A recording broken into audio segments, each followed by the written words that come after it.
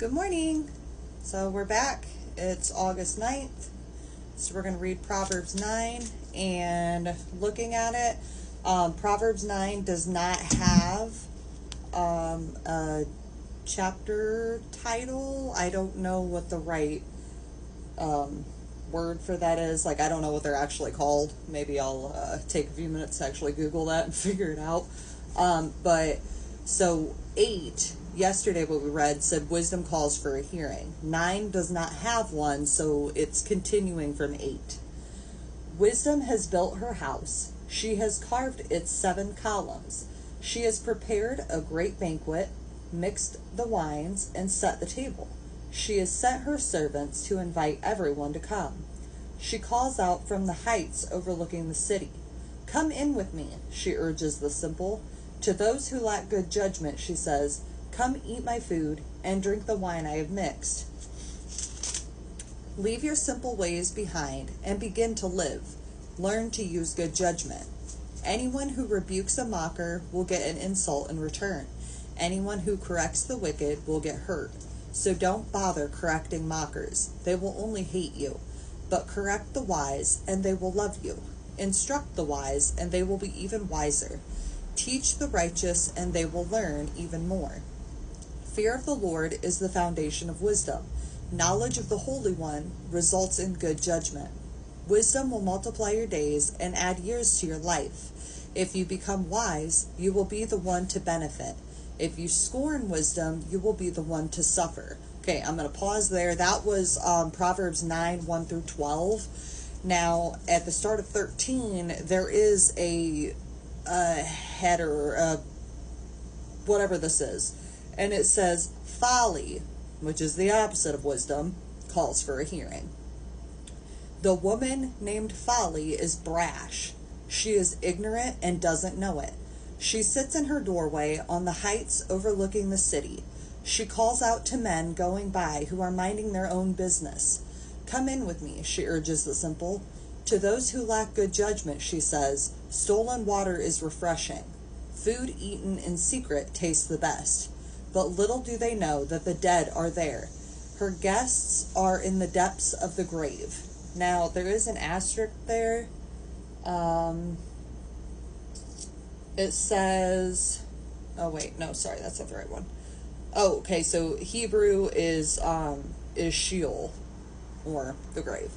So, praying that God grants us wisdom and the discernment to just continue living in wisdom and continue loving wisdom, because we don't want to be walking around like the woman of folly. We don't want to be walking around that way. And as far as what it said in verses, I want to repeat this. Verses 9, it's chapter 9, verses 7 through 9. Anyone who rebukes a mocker will get an insult in return. Anyone who corrects the wicked will get hurt. So don't bother correcting mockers. They will only hate you. But correct the wise, and they will love you. Instruct the wise, and they will be even wiser. Teach the righteous, and they will learn even more. So what I take from that is, we have all these avenues, like this right here. I'm reading a proverb a day. The word is getting out there. It's reaching, I don't know how many people. I'm hoping it reaches as many as God wills it to reach.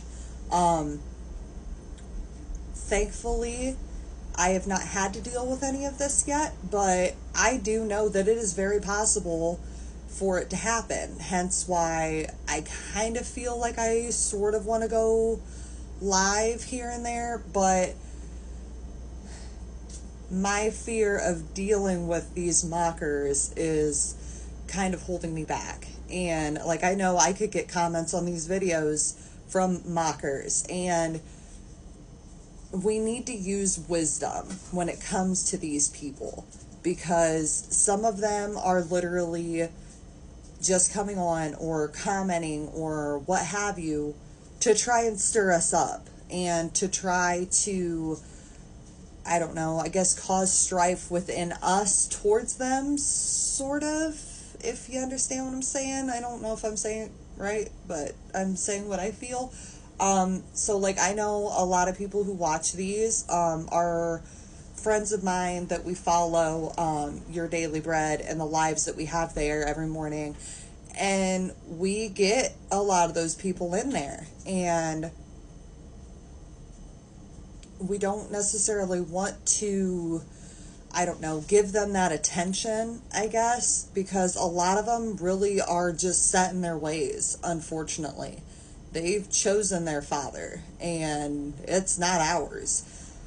And so they'll come in and they'll mock everything that we're reading, or just the basis of our faith. They will mock it.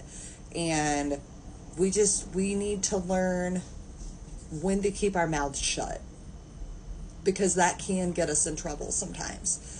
If we get too upset about what they're saying, we can end up acting not as we should as Christians. So I'm just praying that God grants all of you with wisdom and discernment as far as when those mockers come, because I mean, I'm not saying that they're all just, oh, don't entertain any of them, because there may be some that we can reach. But if, like it said, if it becomes an argument, maybe it didn't say anything about that, but okay, maybe that's just something I've heard before. But yeah, we don't want to argue with people, because if you're having to argue with them, it's probably not going the way that it should. Because, I mean, they're going to point out, oh, this, oh, that, oh, the contradictions, oh, this, oh, that, which we all know that there are no contradictions. But we just need to be careful how much we, I guess, feed into that. I don't really know exactly how to say it, but the Lord knows what I'm trying to say, so I know that He'll bless you with understanding to understand what I am trying to say. But so that was Proverbs 9. We'll be back with 10 tomorrow. Hopefully a little bit earlier, since it's Saturday and I don't have to deal with school and everything. So we'll see. Lord willing, it'll be a little earlier. But yeah, so everybody have a blessed day. And just may He grant you with wisdom and discernment, not only with dealing with mockers, but also just in general to understand His word. All right. Bye, guys.